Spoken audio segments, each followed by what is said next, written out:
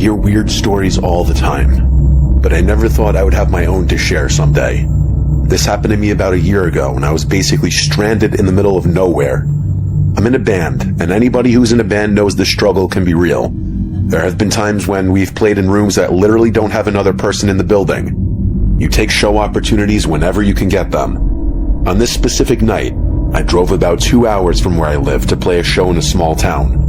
The other guys in the band offered to drive me, but I told them I would drive myself since I would be driving right from my other job.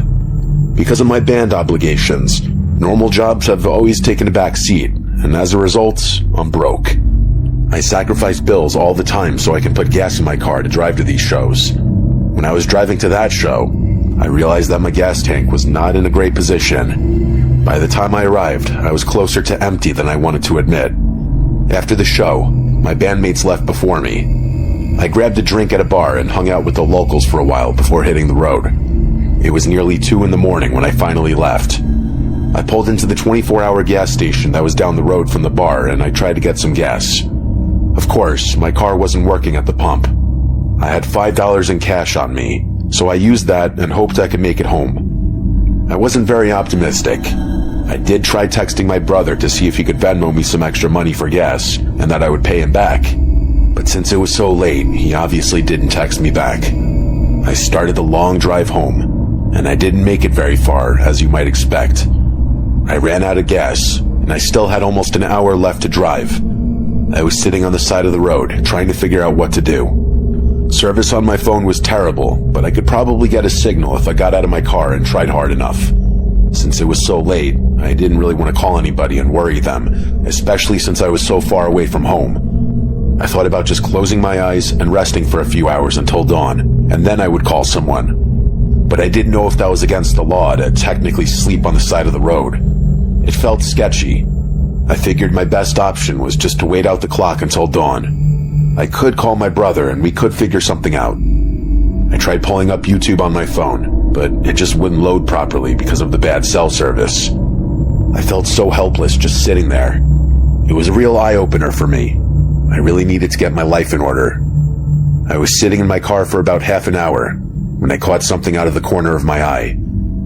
I looked out of the passenger side window, and standing about 30 or 40 feet away from my car was a person with a hood on. They weren't moving or doing anything that was necessarily threatening, but it didn't make it any less terrifying. Face. I grabbed my phone from the floor of the car, my keys, and grabbed my guitar from the back seat. I took a deep breath, unlocked my door, and ran as fast as I could down the road.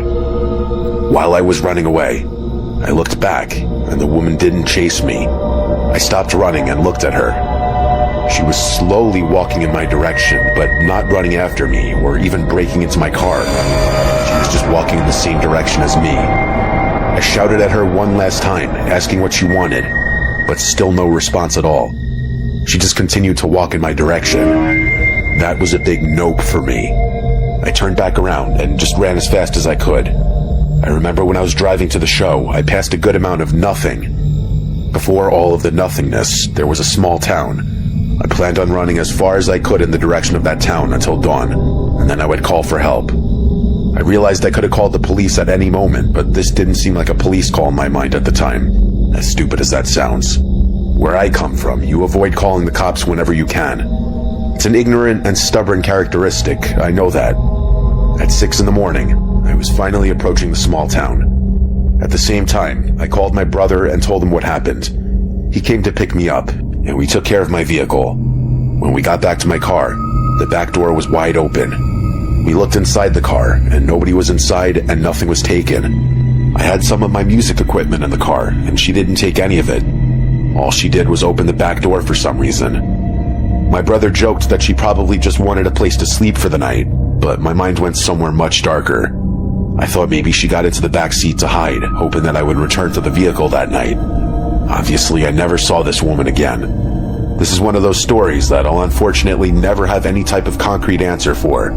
I've heard all the theories of what this woman wanted and what she was, and they all make sense. At the end of the day, I think it was just a strange, nomadic woman who happened to be wandering in this area I got stuck. I tried not to think of the possibility of what could have happened if she had somehow broken into the vehicle. I did learn something in all of this. I always make sure I have enough gas to get where I'm going now, because I never wanted to be stranded on the side of the road again.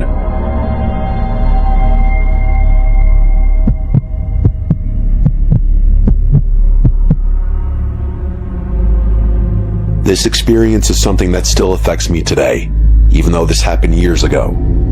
My eventual wife Jackie and I went hiking.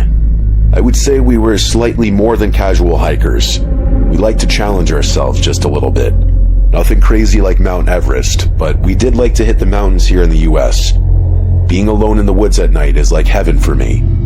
I know the thought of that could be scary for some, but not us. Just the sounds of the forest and surrounding nature are beyond therapeutic. When life would get too stressful, we would disappear into the woods for a while, and it was like the stress would just wash away. The bliss we felt from being in the woods would eventually go away forever. The hike started like all our other hikes. We figured out the path we wanted to take, where we planned on camping, and where to avoid the dangerous obstacles. Jackie was good at that planning stuff. A few hours into the hike, Jackie stopped, put her hand up to alert me, and asked me if I heard what she just heard. At first, I didn't. I asked her if maybe she heard an animal, but she said it sounded different. Then I heard it. It was faint, but it sounded like a person screaming. We tried following the screams, and for a little bit, we were getting closer. The screams still give me nightmares. I'm still struggling to write this now. It wasn't just someone shouting. It was someone pleading for help, begging for it. While we were trying to find the source of the scream, Jackie was trying to get a signal to call the authorities. Being in the middle of the woods isn't exactly prime cell service. Each scream made my skin crawl. It wasn't like the screaming you hear in the movies. This felt so much more real and guttural. You could almost feel the pain in each scream and cry. I was yelling back, but the person screaming just kept yelling for help. We tried yelling for this person to give us any sign of where he could be, because we felt like we were walking in circles.